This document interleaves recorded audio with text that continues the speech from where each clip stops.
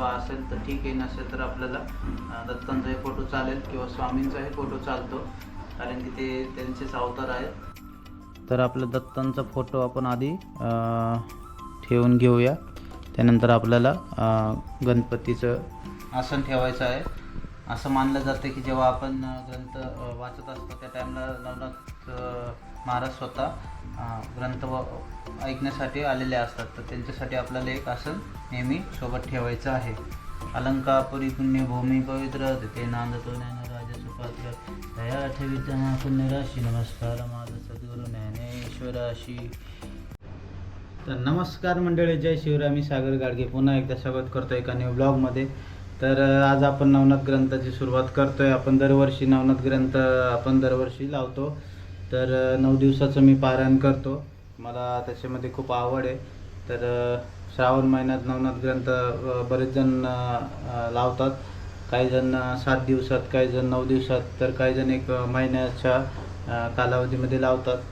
जसं त्याला जमेल तसं ते करतात. तर आज आपण नवनाथ ग्रंथाची सुरुवात करतोय.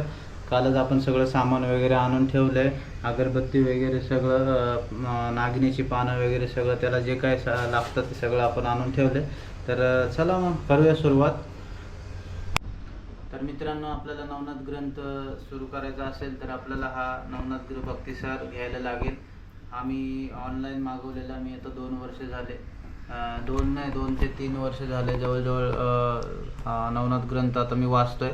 तर दरवर्षी मी 9 दिवस नवनाथ ग्रंथाचं पारायण करतो. तर धुंडी मालू हरी यांनी हा ग्रंथ लिहिलेला आहे. आणि त्यानंतर आपल्याला दत्ताची आपल्याला फ्रेम असेल तर ती घ्यायची आहे. नवनाथांचा जर फोटो असेल तर ठीक आहे, नसेल तर आपल्याला दत्तांचाही फोटो चालेल किंवा स्वामींचाही फोटो चालतो, कारण की ते त्यांचेच अवतार आहेत. त्यानंतर आपल्याला एक कलश लागणार आहे. कलश आणि आपल्याला त्याच्यामध्ये नागिनीची पानं ठेवायची आहेत. 5 पाने लागणार आहे. आणि आपल्याला एक नारळसुद्धा त्याच्यावर धुवून व्यवस्थित त्याच्यामध्ये आपल्याला ठेवायचं आहे. तर मित्रांनो, जसं की तुम्हाला सांगितलं मी की आपल्याला कलश लागेल, 5 नागिनीची पाने लागेल, 1 नारळ लागेल. तर आपण रेडी केलेला आहे. तर आता आपल्याला समई तयार करायची आहे आणि आपल्याला समई 9 दिवस पूर्ण चालूच ठेवायची आहे. त्या हिशोबाने आपण त्याच्यामध्ये तेल वगैरे टाकत राहायचं आहे. त्यासाठी आपण जास्तीत जास्त मोठी आपण त्याला वात तयार करायची आहे. तर मित्रांनो, आपला आता दिवा रेडी झाला आहे. तर आता आपण गणेश पूजन करून घेऊया. कोणतेही कार्य करायच्या आधी आपल्याला गणेश पूजन करणे खूप गरजेचं असतं. तर आपण आता गणेश पूजन करून घेऊया.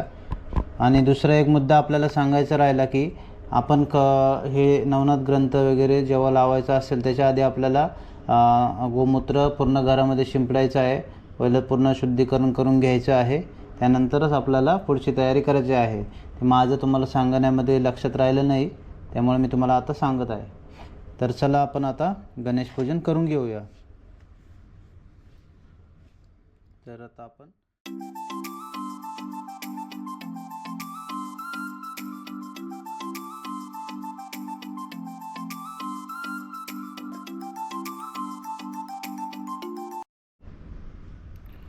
आपल्या दत्तांचा फोटो आपण आधी ठेवून घेऊया. त्यानंतर आपल्याला गणपतीला आपल्याला तिथे ठेवायचं आहे. तर आपण आता आपल्या दत्तांची फ्रेम तिथे ठेवलेली आहे आणि आपण आता गणपतीला पण तिथेच ठेवूया.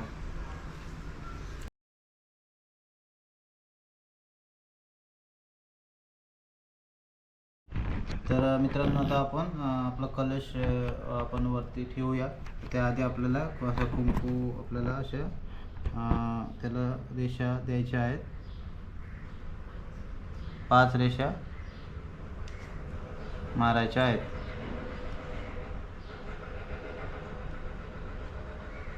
आणि आपल्याला नारळाला स्वस्तिक काढून घ्यायचं आहे.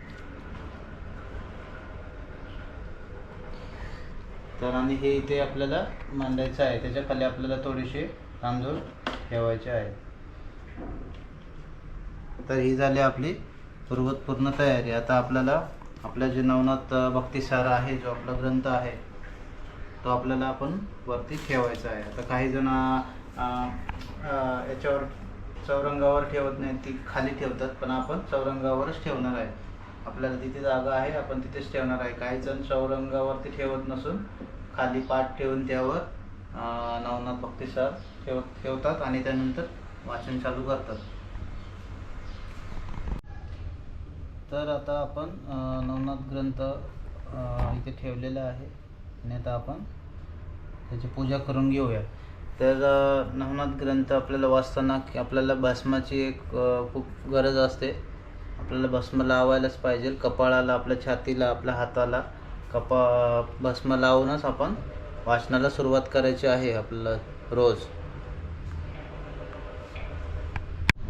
तर आपण दिव्याला तेल घालून घेऊया आणि दिवा चालू करूया.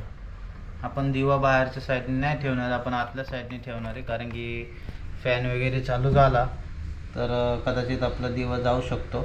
त्यामुळे आपण आतल्या साईडने दिवा ठेवून घेऊया. आपण या साईडने दिवा इथे ठेवला आहे. तर आपण आता भस्म वगैरे लावून घेऊया. भस्म आपण कपाळाला, छातीला, हाताला लावायचं आहे आणि त्यानंतर आपल्या देवाला सुद्धा, नवनाथ महाराजांना सुद्धा लावायचं आहे आणि दत्ताच्या फोटोला सुद्धा लावायचं आहे. त्यानंतर आपल्याला, आपण जेव्हा ग्रंथ वाचणार आहोत तेव्हा आपल्याला आपल्या बाजूला एक आसन ठेवायचं आहे. असं मानलं जातं की जेव्हा आपण ग्रंथ वाचत असतो त्या टाईमला नवनाथ महाराज स्वतः ग्रंथ ऐकण्यासाठी आलेले असतात. तर त्यांच्यासाठी आपल्याला एक आसन नेहमी सोबत ठेवायचं आहे. तर आता आपण नवनाथ ग्रंथाला सुरुवात करणार आहोत. अलंकापुरी पुण्यभूमी पवित्र, तिथे नांदतो ज्ञानराजाचं पात्र, दया ठेविता पुण्यराशी, नमस्कार माझा सद्गुरू ज्ञानेश्वराशी. तर हा नवनाथ ग्रंथ दोंडीसूत श्री मालू कवी यांनी हा ग्रंथ लिहिलेला आहे. तर आपण ग्रंथ उघडल्यानंतर पहिल्याच पेजवर आपल्याला लिहिलेलं आहे की आपण कसं पूजा मांडायची आहे आणि आपल्याला 9 दिवसात जे पारायण करायचं आहे तर ते आपण कसं वाचायचं आहे. तर त्यांनी सांगितलेले, पहिल्या दिवशी आपल्याला 6 अध्याय वाचायचे आहेत, दुसऱ्या दिवशी 5 अध्याय, तिसऱ्या दिवशी 5 अध्याय, चौथ्या दिवशी 5 अध्याय, 5व्या दिवशी 5 अध्याय, 6व्या दिवशी 5 अध्याय, 7व्या दिवशी 4 अध्याय, 8व्या दिवशी 3 अध्याय आणि 9व्या दिवशी 2 अध्याय अशा आपण वाचन करायचे आहे. पण आता काही जणांना तशा गोष्टी काय पॉसिबल होत नाहीत. तर आता ज्याला जसं जमेल तसं ते लोक वाचतात. तर आता आपण आपल्या ग्रंथाला सुरुवात करतोय. तर चला आता आपण सुरुवात करूया. 1 hour later. तर मित्रांनो, आपले 2 अध्याय आता वाचून झालेले आहेत. तर तुम्ही कधीही जेव्हा आपण ग्रंथ वाचत असाल तर आपल्याला उच्च आवाजात ग्रंथ निदान आपलं स्वतःला आपला आवाज येईल या आवाजात तरी आपल्याला ग्रंथ वाचायचा आहे. तर पहिल्या अध्यायामध्ये आपल्या मच्छिंद्रनाथांचा जन्म झाला आहे आणि दुसऱ्या अध्यायामध्ये मच्छिंद्रनाथ आणि श्री गुरुदत्त आणि शंकर यांचे दर्शन झाले मच्छिंद्रनाथांना आणि त्यानंतर त्यांनी त्यांच्या ज्या विद्या आहेत त्या घेतलेल्या आहेत. तर तुम्हाला हा व्हिडिओ कसा वाटला तर तुम्ही नक्की कमेंटमध्ये सांगा. चला तर भेटू आपण नेक्स्ट ब्लॉगमध्ये. स्वस्त राहा, मस्त राहा, स्वतःची काळजी घ्या. चला, जय शिवराय.